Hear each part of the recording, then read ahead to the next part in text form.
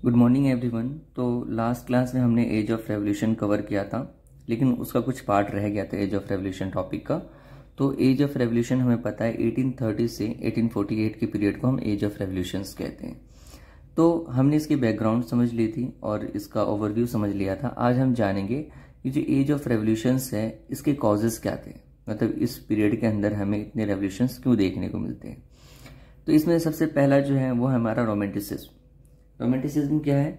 Romanticism आपका एक cultural movement है जिसके थ्रू क्या होता था कि हम अपने नेशन के लिए जो फीलिंग्स है, जो हमारी जो नेशन के लिए फीलिंग्स है वो हम दिखाते हैं। कैसे? अपने आर्ट के थ्रू, समझ लो कि एक ड्रामा के थ्रू आप अपने नेशन के लिए जो आपका प्यार है आप उसको दिखा रहे हो। सिमिलरली ड्रामा हो गया, उसके साथ साथ आपका सॉन्ग्स हो गए, पोएम्स हो गए, तो इन सब के थ्रू आप कहीं ना कहीं अपनी नेशनल फीलिंग्स को रिप्रेजेंट करते हो। तो कल्चर का एक बहुत इंपॉर्टेंट रोल था इसके अंदर। और इस वक्त के जो आर्टिस्ट थे, मतलब कि आप देखोगे तो 19वीं सेंचुरी के जो आर्टिस्ट आपको देखने को मिलेंगे उनके अंदर उन्होंने ये फोकस नहीं किया कि साइंटिफिक टेम्परामेंट क्या होता है, मतलब साइंटिफिक चीज़ों पर फोकस ना करके उन्होंने इमोशंस और मिस्टिकल फीलिंग्स पे जोर दिया। इसका रीज़न क्या था? बस यही कि हम सब इस चीज़ पे एग्री हो जाए, सारे यूरोपियंस के अंदर एक ही चीज़ होनी चाहिए कि हाँ, हम जो है यूरोपियन है, या फिर कह लो अगर हम जर्मनी से हैं तो हम जर्मन हैं, हमें अलग अलग कॉन्फेडरेशन को नहीं देखना है। तो एक कलेक्टिव आइडेंटिटी बनाने के लिए ये सारी चीज़ें करी गई थी। और इसके लिए फिर उन्होंने क्या किया, वर्नाकुलर लैंग्वेज में भी फोकस किया गया। ये सब मैं आपको रोमांटिसिज्म मूवमेंट के बारे में बता रहा हूँ।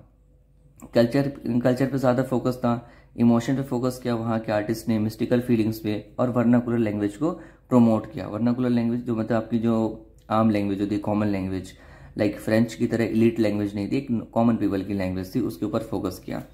और इन सब के पीछे क्या रीज़न था? रोमांटिसिज्म के पीछे जो रीज़न था वो यही था कि आपको एक कलेक्टिव आइडेंटिटी बनानी है, कि मतलब हम सब एक हैं और हम अपने पास्ट को ग्लोरीफाई करते थे, ताकि हम सब ये क्या एक तरह से इस चीज़ पे एग्री कर पाए कि हाँ, हम सबकी पास्ट एक है और हम खुद में ही एक बहुत अच्छी सिविलाइजेशन रह चुके हैं। अब इसमें देखो वर्नाकुलर लैंग्वेज का बहुत इंपॉर्टेंस है। आप सोचोगे कि अगर अपने लैंग्वेज बोल लेने से कैसे कलेक्टिव आइडेंटिटी आ जाती है, तो उसका आप एक एग्जांपल समझ लो कि रशिया ने जब रशिया ने पोलैंड पे कब्जा कर लिया था, तो उसके बाद जो है पोलैंड के अंदर जो नेशनलिज्म है ना, वो सिर्फ और सिर्फ लैंग्वेज के थ्रू बचाया गया था। नेशनलिज्म जो कैरी ऑन किया जा रहा था वो सिर्फ और सिर्फ आपके लैंग्वेज के थ्रू और म्यूजिक के थ्रू किया जा रहा था। लैंग्वेज क्या थी? पोलैंड की लैंग्वेज पॉलिश लैंग्वेज है, तो पॉलिश को ज़्यादा ग्लोरीफाई किया जा रहा था, हर जगह पॉलिश को यूज़ कर रहे थे as a resistance against the Russian dominance. Similarly जो सेकेंड रीजन आपका आता है, पहला था रोमांटिसिज्म, दूसरा है हंगर एंड हार्डशिप। तो आपको पता है 1830s का पीरियड जो है वो एक ग्रेट इकोनॉमिक हार्डशिप का पीरियड था यूरोप के अंदर। इस पीरियड के अंदर हमें देखने को मिलते हैं बहुत ज़्यादा हंगर और हार्डशिप, मतलब कि बहुत सारे भुखमरी जिसे हम कहते हैं, फेमाइन लाइक कंडीशंस हमें यहाँ पे देखने को मिलती हैं। अब क्या रीज़न था जिसकी वजह से यहाँ पे भुखमरी हो गई थी? पहली चीज़ तो ये है कि पॉपुलेशन बहुत ज़्यादा बढ़ गई थी। जब पॉपुलेशन बढ़ेगी तो ऑफकोर्स अनएम्प्लॉयमेंट आएगी। अब जब एक तो अनएम्प्लॉयमेंट है, लोगों के पास पैसे नहीं है, और प्राइसेस जो है चीज़ों की वो बढ़ गई है। तो अब इसके लिए लोगों के पास पैसे नहीं है चीज़ों को खरीदने के लिए, तो इसकी वजह से ये जो फेमाइन लाइक कंडीशन यहाँ पे क्रिएट हो रही है। फिर इसी पीरियड के अंदर हम देखते हैं कि जो इंपोर्ट्स हैं, आपको पता है ब्रिटेन अभी तक इस पीरियड तक जो है अच्छा खासा ग्रो हो चुका है इंडस्ट्रियलाइजेशन में, और अब उसके जो मैकेनाइज्ड प्रोडक्ट्स हैं, जो मशीन से बने हुए प्रोडक्ट्स हैं, वो यूरोप के अलग अलग मार्केट में जा रही है। तो वो जो है वो चीप प्रोडक्ट्स होते हैं और उसका कॉम्पिटिशन इन्हें करना पड़ता है आपके क्या नाम कहते हैं, जो डोमेस्टिक प्रोड्यूसर्स है उनको, जो इंडस्ट्रियलाइज जो चीप गुड्स है उससे उनको कंपटीशन है। एक और रीज़न था इसके हार्डशिप के पीछे कि हार्वेस्टिंग अच्छी नहीं हुई थी। मतलब इस सीजन में 1830s वाले पीरियड में जो है जो एग्रीकल्चरिस्ट थे या कह लो फार्मर्स थे, उन्होंने जो क्रॉप्स ग्रो किए वो क्लाइमेट फेलियर्स की वजह से वो सही से ग्रो नहीं हो पाया था। हार्वेस्टिंग अच्छी नहीं हुई तो ऑफकोर्स है कि जो इसकी आप कह लो जो क्रॉप्स है, जो फूड ग्रेन्स है, उसकी स्कार्सिटी हो गई। तो स्कार्सिटी होगी तो उसकी प्राइसेस बढ़ जाएगी। तो ये रीज़न है जिसकी वजह से हमें देखने को मिलता है कि कॉजेज क्या थे एज ऑफ रेवोल्यूशंस। ये कुछ कॉजेज हैं, मेनली दो कॉजेज है, रोमांटिसिज्म और हंगर एंड हार्डशिप। आपके अंदर इन पॉइंट्स को ध्यान रखना है ताकि आप चीज़ों को क्लियरली समझ पाओ। Now let's move to the next topic, that is the जो नेक्स्ट टॉपिक है हमारा वो है रेवोल्यूशन ऑफ लिबरल्स 1848। अब हमने देखा 1830 से लेके 1848 के पीरियड को हम कह रहे हैं कि ये जो पीरियड है हमारा वो क्या है, 1830 से 1848 का जो पीरियड है हमारा ये रेवोल्यूशन से ही भरा हुआ, मतलब कि 1830 से 1848 तक। तो जो लास्ट वाला revolution, that is the revolution of 1848, उसके अंदर क्या है कि हम देखते हैं कि ये मिडिल क्लास की, मतलब हम क्या करें, ये लिबरल्स की जो है रेवोल्यूशंस है। तो लिबरल कौन थे? लिबरल हम कहते हैं एजुकेटेड मिडिल क्लास को, जो इंडस्ट्रियलाइजेशन के बाद एक नई क्लास इमर्ज हुई थी। इनिशियली हमने देखा था या तो सोसाइटी के अंदर एरिस्टोक्रेसी थी या फिर एरिस्टोक्रेसी, या दूसरी तरफ पीजेंट क्लास, एक थर्ड क्लास इमर्ज हो रही है जिसे हम लिबरल क्लास कह रहे हैं, और ये क्लास कौन है? एजुकेटेड मिडिल क्लास है। ठीक है, तो इन्होंने ये मूवमेंट एजुकेटेड मिडिल क्लास के थ्रू चलाया गया, और इसके थ्रू जो है कई सारी इन्होंने पॉलिटिकल एसोसिएशंस, मतलब एक तरह के लोग पॉलिटिकल ग्रुप्स बनाए इन्हीं चीज़ों को, मूवमेंट को आगे ले जाने के लिए। तो अब मान चलते हैं कि इसकी डिमांड क्या थी। लाइक अब जो लिबरल्स ऑफ 1848 का जो रेवोल्यूशन था, 1848 का जो रेवोल्यूशन है लिबरल्स की, उसकी क्या डिमांड थी, वो लोग क्या चाहते थे? तो वो एक नेशन स्टेट बनाना चाहते थे। हम ऑलरेडी डिफाइन कर चुके हैं कि नेशन स्टेट क्या होते हैं और किन प्रिंसिपल्स पे, कि उस नेशन स्टेट के अंदर कॉन्स्टिट्यूशन होनी चाहिए, फ्रीडम ऑफ प्रेस होना चाहिए, और फ्रीडम ऑफ एसोसिएशन, मतलब कि प्रोटेस्ट करने का या फिर गवर्नमेंट को अपोज करने का जो है राइट लोगों के पास होना चाहिए। तो ये नेशन स्टेट इनकी डिमांड थी इन प्रिंसिपल्स के बेसिस पे। अब आते तो क्या ये सक्सेसफुल रहा? तो आउटकम की अगर हम बात करें तो आउटकम देखते हैं हम, जो जितनी भी रेवोल्यूशंस हो, या एज ऑफ रेवोल्यूशन की बात करें या लिबरल्स की जो रेवोल्यूशन की बात करते हैं, यहाँ पे पर्टिकुलर लिबरल रेवोल्यूशन की बात की गई 1848 की, तो ये हमें दिखता है कि फ्रूटफुल नहीं रहा, मतलब सक्सेसफुल नहीं रहा। कैसे? कि जो कॉन्स्टिट्यूशन जर्मन जनरल असेंबली ने बनाया था कॉन्स्टिट्यूशनल मोनार्की के लिए, पहले मोनार्की थी, अब इन्होंने सोचा कि कॉन्स्टिट्यूशनल मोनार्की में चेंज कर देते हैं। तो वो लेकर गए कॉन्स्टिट्यूशन किसके पास? पर्शियन किंग फ्रेडरिक विल्हेम के पास।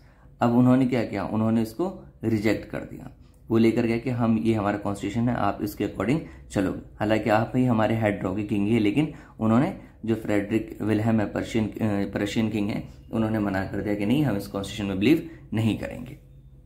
दूसरी बात कि जो पार्लियामेंट है, अब पार्लियामेंट में हमने कहा जो जर्मन जनरल असेंबली है वो पार्लियामेंट उसी को कहा जा रहा है। जो पार्लियामेंट है वहां पे मेनली कौन है? मिडिल क्लास है। और मिडिल क्लास जो है ना कहीं आप पावरफुल होते जा रहे हैं, तो उन्हें आप पीजेंट्स की डिमांड या फिर पीजेंट्स की जो प्रॉब्लम्स है वो उसे हाईलाइट नहीं कर रहे हैं, जिसकी वजह से पीजेंट्स और वर्कर का सपोर्ट उन्हें धीरे धीरे कम होने लगता है। और फाइनली एक ऐसी सिचुएशन आती है जिसमें जो असेंबली है, जो पार्लियामेंट है, जो जनरल असेंबली लिबरल्स की, उसको फोर्सफुली बंद कर दिया जाता है कि आप यहाँ पे कोई भी असेंबली नहीं होगी। तो इस तरह से हम देखते हैं कि ये लिबरल जो रेवोल्यूशन है 1848 का क्या है और इसके रिजल्ट क्या रहे हैं। अब जो हमारा 7th टॉपिक है वो है जर्मन यूनिफिकेशन। आते हैं जर्मन यूनिफिकेशन के बारे में।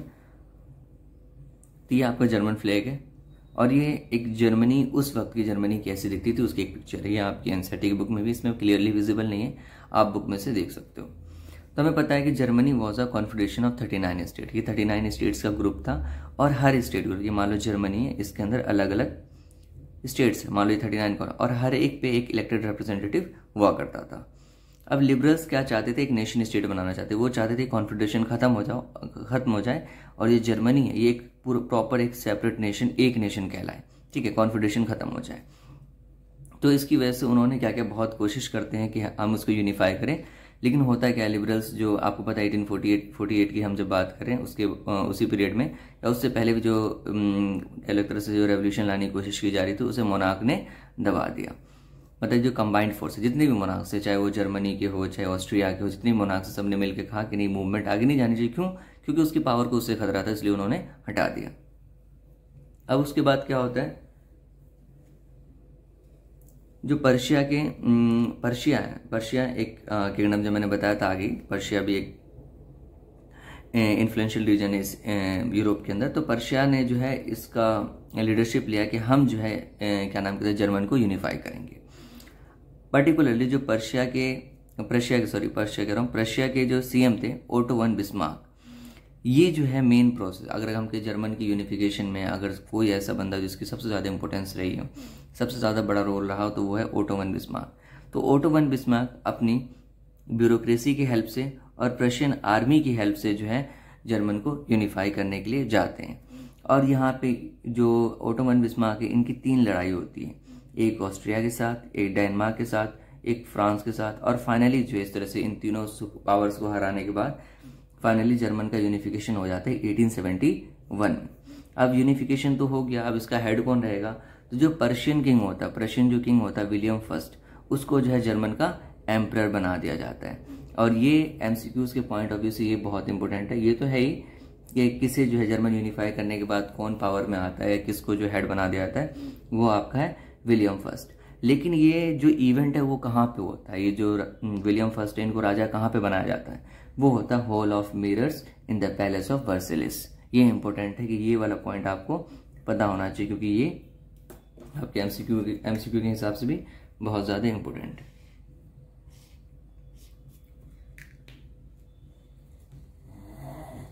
अब आते हैं नेक्स्ट टॉपिक पे, that is the unification of Italy.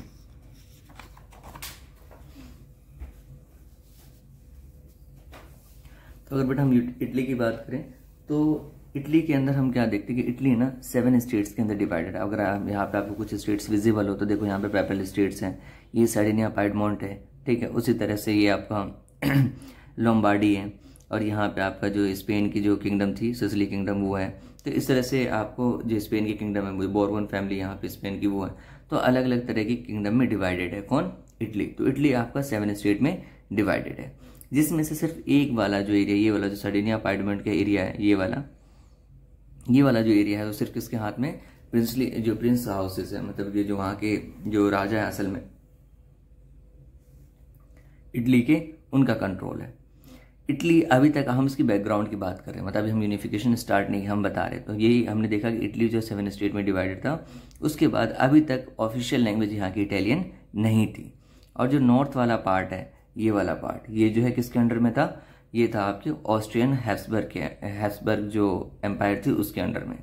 Centre वाला जो एरिया है, ये वाला, इसको आप देख रहे हो, ये था पैपल स्टेट, ये पोप के अंडर में था। और जो लास्ट वाला जो सदर्न वाला पार्ट है, सदर्न के जो 2 किंगडम्स है, इसे जो बोरबन फैमिली है स्पेन की, वो उस पर रूल कर रही थी। तो ये हम देखा, ये यहाँ की बैकग्राउंड है। ये वाला पोर्शन जो है ये हालांकि बात का है, लेकिन एमसीक्यू के पॉइंट ऑफ व्यू से इंपॉर्टेंट है कि जब इटली का यूनिफिकेशन हो जाता है 1861 में, तो उसका हेड कौन होता है? तो उसका हेड एमेनुअल सेकेंड को जो है आपका यूनाइटेड इटली का एम्परर बना दिया जाता है। ये आगे की पॉइंट थी, लेकिन वहाँ पे स्पेस नहीं था, इसलिए मैंने इसको यहाँ पे लिख दिया। अब आगे चलते हैं इसका प्रोसेस में कि क्या प्रोसेस रहा यहाँ की, इसके यूनिफिकेशन का क्या प्रोसेस रहा। इटली की यूनिफिकेशन की अगर हम बात करें तो क्या प्रोसेस रहा, तो स्टार्ट करते हैं हम गैस्पी गैरिबाल्डी से। तो गैस्पी गैरिबाल्डी का सबसे बड़ा रोल अगर हमें देखने को मिलता है तो गैस्पी गैरिबाल्डी का है। क्यों? क्योंकि ये मतलब बहुत ही फेमस, और इनका जो रोल है, कंट्रीब्यूशन है इटली को यूनिफाई करने, वो इमेंस है। तो ये मैजनी से मिलते हैं और पहले तो यंग इटली मूवमेंट को ज्वाइन करते हैं। आपको पता होगा अगर यंग इटली मूवमेंट, तो यंग इटली मूवमेंट वही मूवमेंट जो सीक्रेट सोसाइटी जिससे गैस्पी मैजनी ने फॉर्म किया था। इन्होंने विक्टर एमेनुअल सेकेंड को भी हेल्प किया था जब वो वॉर में एंगेज थे इटली को यूनिफाई करने के लिए। और सबसे बड़ी अचीवमेंट इनकी, जिसे हम रेड शर्ट आर्मी कहते हैं, तो इन्होंने 1860 के अंदर गैरिबाल्डी ने, जो गैस्पी गैरिबाल्डी है, इन्होंने एक फेमस मूवमेंट चलाया। मूवमेंट मत कह लो, एक तरह से कह लो कि एक्सपीडिशन था ये। एक्सपीडिशन एक तरह से कह लो क्या, एक आर्मी को लेके एक तरह से वॉर में आप इंगेज हो रहे, तो वो एक तरह से कंट्रोल करने के लिए जा रहे हो किसी एरिया को। तो एक एक्सपीडिशन चलाया जिसके अंदर हजारों लोग थे जो साउथ इटली है, जो हमने अभी बात की थी ना साउथ इटली की, तो वहां गए। फिर साउथ इटली वाला मैं दिखाता हूँ आपको, ये वाला जो पार्ट है, ये वाला पार्ट है साउथ इटली। तो यहाँ पे जो गैस्पी गैरिबाल्डी है वो अपने थाउजेंड्स वॉलंटियर के साथ जाते हैं, और वो रेड शर्ट पहने होते हैं, इसलिए हम उसको रेड शर्ट आर्मी के नाम से जानते हैं। और इन्होंने फिर जो पैपल स्टेट था सेंटर में, जो अभी हमने देखा, तो उसको भी वहाँ पावर से हटाने में हेल्प किया था। तो ये तो गैस्पी गैरिबाल्डी का रोल था किसके अंदर, इटली के अंदर, इटली के यूनिफिकेशन के अंदर। इटली का यूनिफिकेशन का जो प्रोसेस है ना, वो मेनली 4 पर्सनैलिटीज के थ्रू कवर होती है। तो हमने गैस्पी गैरिबाल्डी को पढ़ा, अभी गैस्पी मैजनी को पढ़ेंगे, विक्टर एमेनुअल को, और फिर फाइनली कोटे डी केवर को। इन चारों का कंट्रीब्यूशन से हम देख लेंगे कैसे जो है यूनिफिकेशन कंप्लीट हो जाता है इटली का।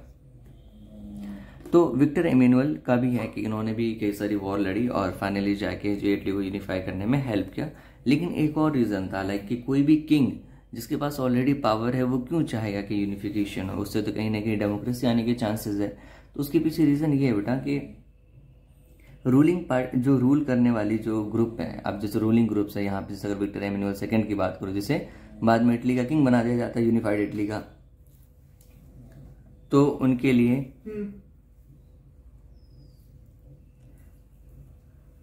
ये है कि उनको एक अच्छी इकोनॉमिक डेवलपमेंट और पॉलिटिकल डोमिनेंस मिलता है। कि इकोनॉमिक डेवलपमेंट में अगर यूनिफाइड हो गया तो चीज़ें सिंप्लीफाई हो जाएगी, जिसकी वजह से ट्रेड आसान हो जाएगा। और पॉलिटिकल डोमिनेंस के अभी जैसे उनका एक सर्डिनिया अपार्टमेंट पे उनका रूल था, अब उनका पूरे इटली पे रूल होगा। तो ये भी कहीं ना कहीं आपको समझना है कि हर एक के अपने अपने बेनिफिट्स होते हैं। पर्टिकुलरली जब हम एरिस्टोक्रेसी की बात करते हैं या मोनार्क्स की बात करते हैं, उनका अगर आपको रोल दिख रहा है तो उसकी भी कहीं ना कहीं इंटरेस्ट है उसमें।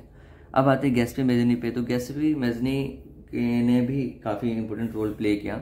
इन्होंने 1830s के अंदर इटली को यूनाइट करने के लिए एक प्रोग्राम चलाया।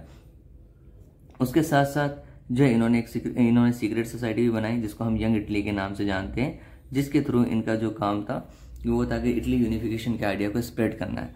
बट समहाउ ये सक्सीड नहीं हो पाया और 1830s 1848 रेवोल्यूशंस के बाद ये अंडरग्राउंड हो गए थे। लाइक नॉट 1830s, आपके लोवेना कन्वेंशन के बाद ये अंडरग्राउंड हो गए थे। बट इन्होंने अपनी तरफ से जितनी एफर्ट हो सकती वो करते रहे। अब अगर हम बात करें कोटे डी केबर की, तो यहाँ पे जिस तरह से हमने पढ़ा था कि जर्मन यूनिफिकेशन में जो मेजर रोल था वो था आपका किसका, ओटो वन बिस्मार्क का। उसी तरह से यहाँ पे आपके इटली यूनिफिकेशन में जो दो मेन पर्सनैलिटीज है वो एक कोटे डी केबर और एक गैस्पी गैरिबाल्डी। इन सब के बारे में एक शॉर्ट नोट लिखने के लिए आ सकता है एग्जाम में। तो कोटे डी केबर की बात करें तो ये ना ही रेवोल्यूशनरी थे ना ही डेमोक्रेट थे। जितने बाकी जो वेल्दी ग्रुप्स हुआ करती थी लाइक यहाँ पे यूरोप के अंदर, उनमें से ये एक वेल्दी ग्रुप और एजुकेटेड एलिट में से आते थे। और ये फ्रेंच जो है ज़्यादा अच्छा बोलते थे इटालियन से। क्यों? French was the language of elite, इसकी वजह से। तो ये ना ही रेवोल्यूशनरी ना ही डेमोक्रेट थे। और उसके बाद क्या नाम कहते, ये आपकी फ्रेंच अच्छा बोल लेते थे इटालियन के कंपेयर में। इन्होंने क्या किया, इन्होंने बहुत ही अच्छे से समझदारी से इन्होंने अलायंस बनाई, किसके साथ, फ्रांस के साथ। और फिर इन्होंने ऑस्ट्रियन फोर्सेस को हरा दिया। इनकी आर्मी आपको याद, अगर हम बात करें अभी जब एक्सपीडिशंस की बात करें 1860 के अंदर जब हम एक्सपीडिशंस की बात कर रहे थे जो गैस्पी गैरिबाल्डी ने किया था, तो ये एक्सपीडिशन असल में कोटे डी केवर ने स्टार्ट किया था, बाद में इसको गैस्पी गैरिबाल्डी ने सपोर्ट किया था। तो इसकी आर्मी को जो है वो गैस्पी गैरिबाल्डी भी सपोर्ट करते हैं फाइनली। और क्या नाम कहते हैं, जो जिसे हम रेड शर्ट आर्मी कहते हैं। और ये जो लास्ट में फाइनली साउथ इटली वाला जो रीजन है वहाँ पहुँचते हैं और वहाँ पे जो लोकल्स पीपल है उनका सपोर्ट मिल जाता है इन्हें। और फाइनली जो ये स्पेनिश रूलर्स को, जो बोर्बन फैमिली होती है स्पेनिश की, उसको पावर से हटा देते हैं। और इस तरह से जो इटली का यूनिफिकेशन कंप्लीट हो जाता है। और 1861 के अंदर विक्टर एमेनुअल सेकंड को जो है यहाँ का रूलर बना दिया जाता है, यूनिफाइड इटली का जो है किंग बना दिया जाता है। अब मूव करते हैं नेक्स्ट टॉपिक पे, वो जो है हमारा देखो ब्रिटेन का केस। हालांकि देखा जाए तो ये आपके एग्जाम के पॉइंट ऑफ व्यू से ज़्यादा इंपॉर्टेंट नहीं है, लेकिन जब हम सब टॉपिक कवर कर रहे हैं तो मैंने सोचा चलो इसे भी कवर कर ही लेते हैं। तो अभी तक हमने जहाँ पे भी देखा ना, तो एक बड़ा रीज़न जो हमें देखने को मिलता है वो है नेशनलिज्म। कि आपको पता है कि नेशनलिज्म मैटर कर रही है कहाँ पे, चाहे हम यूरोप के जर्मनी की बात करें चाहे इटली की बात करें, यहाँ पे जो यूनिफिकेशन आ रही है ना वो आ रही है आपके क्या लगता है नेशनलिज्म की वजह से। लेकिन यहाँ पे ऐसा नहीं है। यहाँ पे धीरे धीरे जो ब्रिटेन है उसके पास पावर आता है और यहाँ पे जो तरीका है नेशनलिज्म लाने का वो बहुत डिफरेंट है। यहाँ पे यूनिफिकेशन का तरीका बहुत गलत है, बहुत ही क्रूअल तरीके से। यहाँ पे दूसरे कल्चर को डोमिनेट करके सप्रेस करके फिर जो है यहाँ पे आपका कह लो यूनिफिकेशन आता है। तो ब्रिटेन जो है ना पहले कोई नेशन नहीं था, ठीक है, और ना ही यहाँ पे कोई रेवोल्यूशन हुआ जिसकी वजह से आप कहोगे कि जो ब्रिटेन है वो एक नेशन स्टेट बना। हुआ क्या था, 18th सेंचुरी से पहले जैसे हमने कहा कि ब्रिटिश कोई भी नेशन नहीं था। अब ये एक आइलैंड कंट्रीज है, आपने देखा होगा ब्रिटेन को, पिक तो नहीं है मेरे पास अभी, खैर आपने देखा इस तरह से का कुछ दिखता है, ऐसे कुछ दिखता है हल्का सा, ऐसे करके दिखेगा आपको नॉर्थ वाले पार्ट में ब्रिटेन का। तो ये ना आइलैंड्स थे, यहाँ पे कई सारे आइलैंड्स थे। तो इनकी जो पहचान थी ना वो इनके कल्चर से थी। जैसे कि इंग्लिश थे वहाँ पे, वेल्स थे, स्कॉट थे, आयरिश थे। तो ये इनकी एथनिक आइडेंटिटीज थी, इन्हीं से जाना जाता था इनको। ये अभी तक कोई नेशन नहीं थे। तो इन सब की एक अपनी कल्चरल और पॉलिटिकल ट्रेडिशन थी। कल्चर मतलब सबका एक अपना कल्चर था। कल्चर कहते जनरली क्या होता है, कल्चर हम कहते लिविंग स्टाइल को। और एक पॉलिटिकल ट्रेडिशन से किस तरह से इनके हेड कौन होंगे उसकी बात करते हैं। तो ये कल्चरल होता है लिविंग स्टाइल कि उनका पॉलिटिकल ट्रेडिशन कैसा होगा, तो हम इसकी बात करते हैं। तो हम इन सब चीज़ों से इनको आइडेंटिफाई करते थे कि ये इस तरह के ग्रुप्स हैं। अब आते हैं तो होता है क्या, कैसे अब इटली अब ये यूनिफाई कैसे होता है। अगर हम बात करें आपका ब्रिटेन की, तो आपको पता है कि सबसे पहले इंडस्ट्रियलाइजेशन यहीं पे आता है। उससे पहले देख लो कि इसका जैसे इंडस्ट्रियलाइजेशन आता है तो धीरे धीरे इसकी पावर जो है ग्रो करने लगती है और इनका इन्फ्लुएंस जो है बाकी आइलैंड्स पे बढ़ने लगता है। ये देखो, ये है आपका ये वाला जो एरिया है पूरा सॉरी, तो ये वाला जो एरिया आप पूरा देख रहे हो ये आपका इंग्लैंड है, ये वाला पार्ट आयरलैंड है। आयरलैंड का भी सिमिलर केस है। तो ये वाला जो एरिया ये पूरा ब्रिटेन का। अब ये इनिशियली आप देखो यहाँ पे अलग वेल्स यहाँ पे है, उसके बाद आप देखोगे तो ये ईस्ट एंजेलिया यहाँ पे, स्कॉटलैंड यहाँ पे। अब ये कैसे ये दोनों यूनाइटेड होते हैं वो भी हम देखेंगे। तो हमने देखा ब्रिटेन के अंदर इंडस्ट्रियलाइजेशन आती है जिससे इसकी इकोनॉमी ग्रो होने लगती है और इकोनॉमी ग्रो होने के बाद इसका इन्फ्लुएंस बढ़ता है। और जब इन्फ्लुएंस बढ़ता है तो कहीं ना कहीं वो इन्फ्लुएंस ये आगे तक लेकर जाते हैं और फाइनली इसको यूनिफाई करने की कोशिश करते हैं। तो इंग्लिश पार्लियामेंट ने जो यहाँ पे मोनार्की थी उससे इन्होंने पावर ले लिया इंग्लिश के पार्लियामेंट 1688 के अंदर, और यहाँ से इन्होंने नेशन मेकिंग का जो नेशन बनाने का काम है वो स्टार्ट कर दिया। एक एक्ट ऑफ यूनियन पास होता है 1707 में, एक इंग्लैंड और स्कॉटलैंड के बीच में। ये वाला पार्ट जो आपका इंग्लैंड है और ये स्कॉटलैंड, इन दोनों के बीच में एक एक्ट ऑफ यूनियन एक एक्ट ऑफ यूनियन जो है रिजल्ट एक एक्ट ऑफ यूनियन बनता है। एक एक्ट आता है जिसे एक्ट ऑफ यूनियन 1707 कहते हैं। और फाइनली उससे क्या होता है, स्कॉटलैंड जो है वो इंग्लैंड का पार्ट बन जाता है और उसका अब यहाँ से यूके ऑफ ग्रेट ब्रिटेन बन जाता है। मतलब कि अगर अभी तक जो इंग्लैंड है, इंग्लैंड में क्या जुड़ गया अब स्कॉटलैंड, और अब हम इसे कह रहे हैं क्या, UK of great Britain, United kingdom. देखो यूनाइटेड वर्ड आ गया, उसका मतलब यहाँ पे यूनिफिकेशन हुआ, ग्रेट किंगडम। ठीक है। अब धीरे धीरे क्या हुआ, यहाँ की जो पार्लियामेंट है स्कॉटलैंड की, वहाँ पे भी इंग्लिश मेंबर ज़्यादा होने लगे, मतलब कि ब्रिटिश ज़्यादा होने लगे, और उन्होंने अपना कल्चर प्रोपोगेट करना स्टार्ट कर दिया। सिस्टमेटिकली लॉज के थ्रू या फिर कह लो सप्रेशन के थ्रू जो है, जो स्कॉटलैंड की कल्चर है, एक यूनिक कल्चर थी वो, और जो पॉलिटिकल इंस्टीट्यूशंस थी वो हमें क्या नाम के धीरे धीरे डिसअपियर होने लगते। उसके पीछे रीज़न क्या है, ब्रिटिश का डोमिनेंस, और उन्हें फोर्स किया जाता है कि स्कॉटिश को फोर्स किया जाता है कि वो इंग्लिश बोले और उनके कल्चर को अडॉप्ट करे। तो देखो ये एक नॉर्मली जैसे आपने देखा जिसकी सारी जो जैसे यूनिफिकेशन देखी हमने जर्मनी की, इटली की, तो उस तरह की यूनिफिकेशन हमें यहाँ पे देखने को नहीं मिलती। किसके केस में, ब्रिटेन के केस में। इसी का सब पार्ट है जिसे हम कह रहे हैं आपका आयरलैंड के बारे में। तो आयरलैंड जो है, अगर आयरलैंड की बात करूं तो आयरलैंड के साथ सीन ये था कि Ireland was divide into 2 religious group, जिसको एक को हम कैथोलिक्स कहते हैं, कैथोलिक्स, और दूसरा जो से हम कहते हैं प्रोटेस्टेंट। यहाँ जो है ये प्रोटेस्टेंट माइनॉरिटी में और कैथोलिक्स जो है आपका मेजोरिटी में। अब ब्रिटिश वाले क्या करते हैं, वो आते हैं और प्रोटेस्टेंट को सपोर्ट करना स्टार्ट करते हैं और धीरे धीरे कोशिश करते हैं जो कैथोलिक्स है उसको, कैथोलिक को जो है उसको कैथोलिक जो कंट्री है, मतलब क्या मतलब जो कैथोलिक ग्रुप है उनके ऊपर अपना डोमिनेंस बना पाए।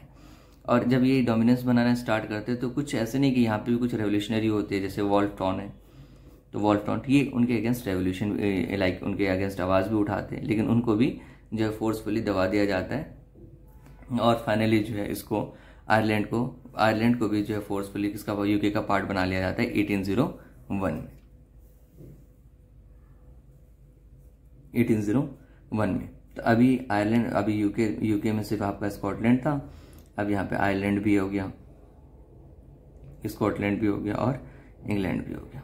तो इस तरह से पूरे यूके का यूनिफिकेशन हो जाता है। अब जब यूनिफिकेशन हो गया तो इन्होंने इंग्लिश कल्चर को प्रोपोगेट करना स्टार्ट कर दिया और एक नया सिंबल जो है इन्होंने अडॉप्ट कर लिया जिसे हम कहते हैं यूनियन जैक। ये न्यू फ्लैग जो है ब्रिटेन का अडॉप्ट कर लिया, यूनियन जैक। तो इस तरह से हम देखते हैं यूनिफिकेशन कंप्लीट होता है किसका, ब्रिटेन का। अब अगर हम बात करें जो हमारा लास्ट टॉपिक है और कह लो 10th टॉपिक है, वो हमारा विजुअलाइजिंग द नेशन। ये इजी है, थोड़ा सुनने में डिफरेंट लगता है लेकिन ये बहुत ही इजी है। आपने पढ़ा होगा विजुअलाइजिंग द नेशन का मतलब कि आप नेशन को कैसे देखते हो, ये है कहने का मतलब विजुअलाइजिंग द नेशन। तो जो आर्टिस्ट थे ना, मतलब यूरोप के अंदर 18th और 19th सेंचुरी के अंदर, उन्होंने नेशन को एज अ पर्सन की तरह देखना स्टार्ट किया। इसको कहते हैं पर्सोनिफिकेशन। ठीक है, आपने पढ़ा होगा ग्रामर में पर्सोनिफिकेशन क्या होता है। हम एज अ पर्सन कोई भी चीज़ को, कोई भी इवेंट को हम एज अ पर्सन की तरह देखते हैं। तो पर्सोनिफाई करना स्टार्ट कर दिया। जैसे कि अगर हम जर्मन ये देखो, ये जो सिंबल है ना, ये जर्मेनिया का सिंबल, इट्स जर्मेनिया। ये जो है, ये है जर्मेनिया, ये जर्मेनिया है। और ये जर्मेनिया है आपका, ये कहाँ से, ये आपकी एलोगरी है। हाँ, इसी को हम एलोगरी कहते हैं। ये अच्छा कि याद आ गया मुझे। एलोगरी का मतलब है कि जो फीमेल फिगर्स के थ्रू आप रिप्रेजेंट करते हो किसी कंट्री को, उसे हम एलोगरी कहते हैं। फिर फीमेल फिगर कहना सही नहीं है, उसके सिवा भी अगर आप कहो तो वो भी हो जाएगा। लाइक अगर कोई फीमेल फिगर नहीं, कोई फिगर के थ्रू, कोई पर्सन की फिगर के थ्रू अगर आप रिप्रेजेंट करते हो तो वो भी एलोगरी कहलाएगा। इन फर्क क्या है कि यहाँ पे नॉर्मली आपको देखने को मिलेगा फीमेल फिगर्स, और ऐसा नहीं कि कोई रियल में ये फीमेल एग्जिस्ट करती है, बस एज अ लाइक एक फीमेल को क्या, जो आइडियल फीमेल है जिसके पास ये देखो स्वर्ड है, स्वर्ड के साथ इन्होंने ऑलिव, ये जो आपको एक ये कह लो कि ये ऑलिव, हाँ ये देखो, ये ऑलिव का शायद ये है इनका मुकुट कह लो। यहाँ पे ऑलिव के पेड़ है जो कहीं ना कहीं पीस को रिप्रेजेंट करता है। तो वॉर भी करेंगे, लेकिन जहाँ जरूरत होगी नॉर्मली हम पीस को फोर्स करेंगे। ये जर्मनी का फ्लैग है। तो ये हमें देखने को मिलता है, ये कुछ एलोगरी है। तो दो नेशंस को ना, वो उस वक्त के जो आर्टिस्ट थे वो फीमेल फिगर्स के थ्रू रिप्रेजेंट करते थे।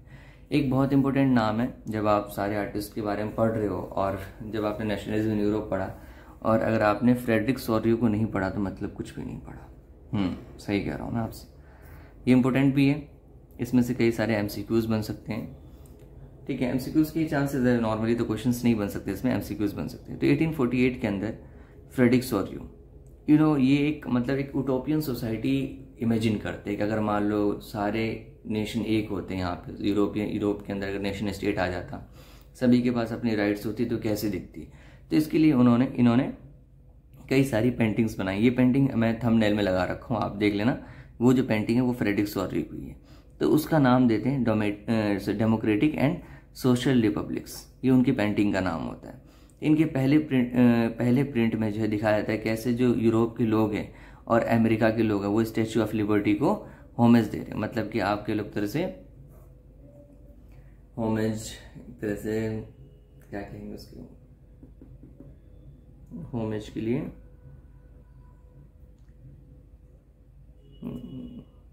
एक तरह से सलामी कह लो, एक तरह से सलामी दे रहे हैं। ठीक है, स्टैच्यू ऑफ लिबर्टी को अमेरिका और यूरोप के लोग। फिर उनके हाथ में आपको एक टॉर्च दिखेगा। स्टैच्यू ऑफ लिबर्टी के हाथ में आपने देखा एक टॉर्च है। वो टॉर्च क्या है, वो एनलाइटमेंट का टॉर्च है। ठीक है, और दूसरी तरफ आपको चार्टर ऑफ राइट्स मतलब कि कॉन्स्टिट्यूशन दिखेगा। चार्टर ऑफ राइट्स का मतलब यहाँ पे कॉन्स्टिट्यूशन है। ठीक है, तो ये सोरियो का एक उटोपियन इमेजिनेशन है। देखो उटोपियन क्या कहते हैं, उटोपियन इज इमेजिनेशन। ये रियल में एग्जिस्ट नहीं करती, ये इमेजिनेशन है।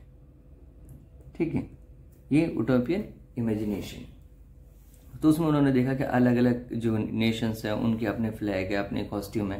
तो यहाँ पे देखिए ऐसे एक यूनिफाइड नेशन देख रहे हैं। ठीक है, जहाँ पे हर एक कॉमन है। लेकिन अगर आप आज भी देखोगे, भले आज हम देखें अभी कोई भी नेशन स्टेट तो ऐसे हम कह नहीं सकते, लेकिन अगर मान लो जैसे आप इंडिया देख लो, इंडिया की बात करें, यूएस की बात करें, कोई भी कंट्री ले लो, तो ऐसा तो नहीं है कि वहाँ पे सबका एक कॉमन फ्लैग, सबका एक कॉमन ड्रेसिंग सेंस और सबकी एक कॉमन लैंग्वेज, ये पॉसिबल ही नहीं है। ठीक है, तो ये यूटोपियन सोसाइटी इसलिए कहते हैं क्योंकि इमेजिनेशन है कि ऐसा शायद होता, काश ऐसा होता, इस तरह की चीज़ है ये। ठीक है, तो ये आपको ध्यान रखना है। यहाँ पे आपके जो चैप्टर है, first chapter nationalism in Europe complete हो जाता है, और अब हम सेकंड चैप्टर कवर करेंगे, that is the nationalism in India, इस टॉपिक को। Thank you for the session.